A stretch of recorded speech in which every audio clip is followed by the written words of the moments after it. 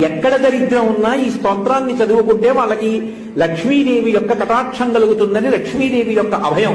అందుకే అప్పటి నుంచి ఇప్పటికీ కనకధారా స్తోత్రానికి ఆ శక్తి అలాగే నిలబడిపోయింది. ఎప్పటికీ ఆ స్తోత్రానికి ఆ శక్తి అలాగే ఉంటుంది. అందులో శంకరులు లక్ష్మీదేవిని పిలుస్తూ గీర్దేవతేతి గరుడధ్వజ సుందరీతి శాకంభరీతి శశిశేఖర వల్లభేతి సృష్టి స్థితి ప్రళయకేష సంస్థితాయి అని పిలిచారు.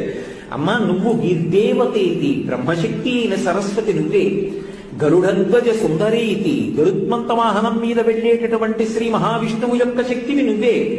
శాకంభరీతి శశిశేఖర వల్లభేతి, శుక్లపక్ష తదియ నాడు ఉండేటటువంటి చంద్రరేఖని కిరీటమునందు అలంకరించుకున్న పరమశివుని యొక్క శక్తి అయినటువంటి రుద్రానివి నువ్వే. ఇప్పుడు సృష్టి శక్తి, స్థితి శక్తి, లయశక్తి మూడు చెప్పారుగా.